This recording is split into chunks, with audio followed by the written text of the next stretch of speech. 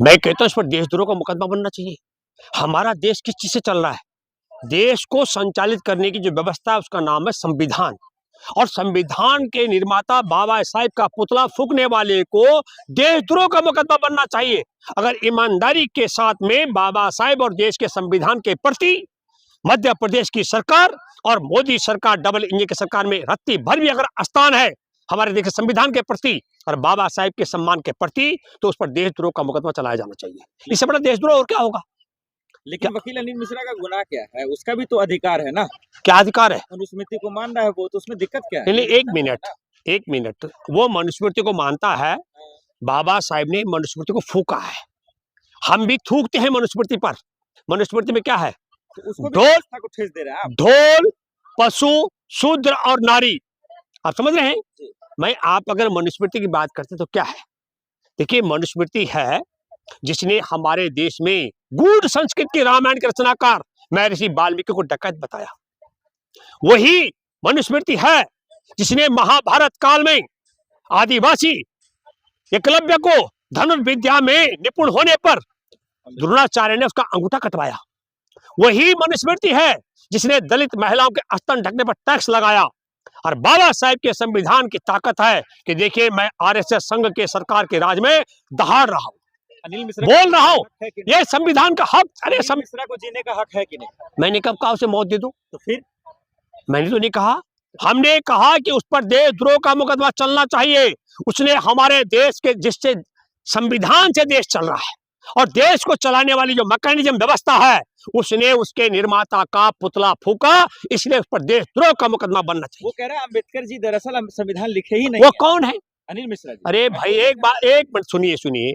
अनिल मिश्रा को पहली बात सुनो, उसके बाप ना दादा वाले तीन पुस्तकें हरामजादा, एक कहावत है ना, उसके बाप को क्या पता संविधान किसने लिखा है? हम आपको बताते हैं कि जिस समय बाबा साहब के पास कितनी डिग्री थी, अनिल मिश्रा को पता है क्या? आप ये समझ लीजिएगा कि बाबा साहब ने जितना अध्ययन किया, जितना पढ़ा, देखिए बाबा साहब ने संविधान की रचना की, अच्छाइयां और ऐसे थोड़ी है उठाकर कहीं, आज का कंप्यूटर युग है, आज तो आप क्या करेंगे, कहीं से भी उठा करके कुछ लगा दो, चिपका दोगे। तब पढ़ना पड़ता था, लिखना पड़ता था।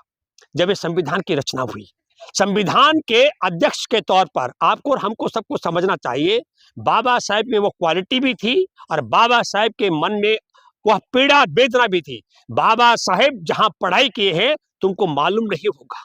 मैं देशवासियों को बताना चाहता हूँ, शिक्षक भी उन्हें प्यास लगती थी ना, ऐसे पानी डालता था दूर से।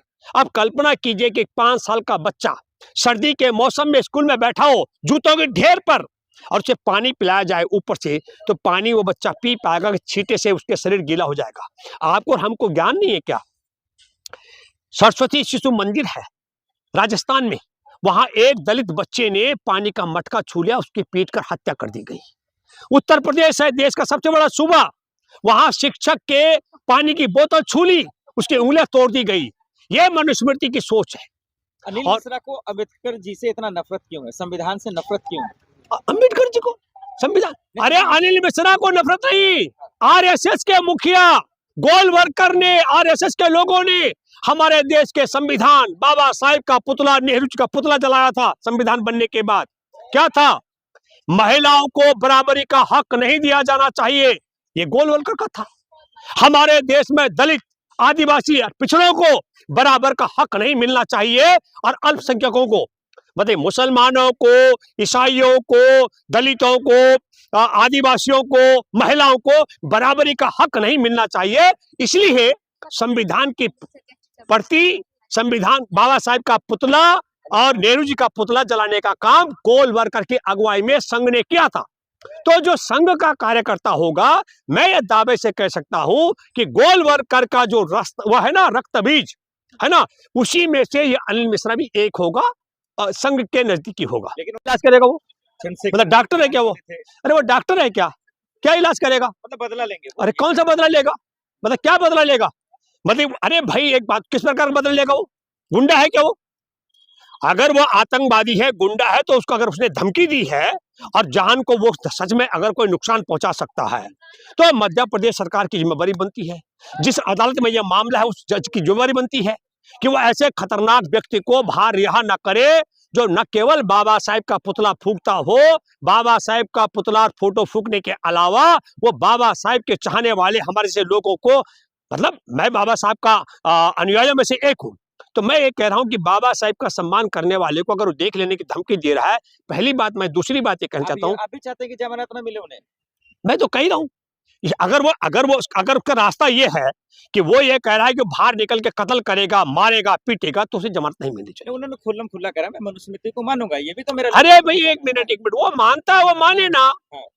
एक बात आपको और मैं आपको चिढ़ क्यों है उससे जब मान रहा है वो मनुस्मृति को? तो मैंने कब कहा, एक मिनट, हमने नहीं कहा तू क्या मानता है, फिर आप लोगों ने जलाया? हमने कहा, अरे भाई हमने इसलिए जलाया, मनुस्मृति में हमारे देश में जो तौर तरीके हैं, जो आपको जो अभी जो संविधान में जो जगह है, वो मनुस्मृति में नहीं है।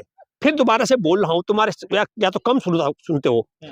मनुस्मृति का मुताबिक महिलाएं द्वयम दर्जे की हैं, उन्हें वोट का बराबरी का हक नहीं मिलना चाहिए।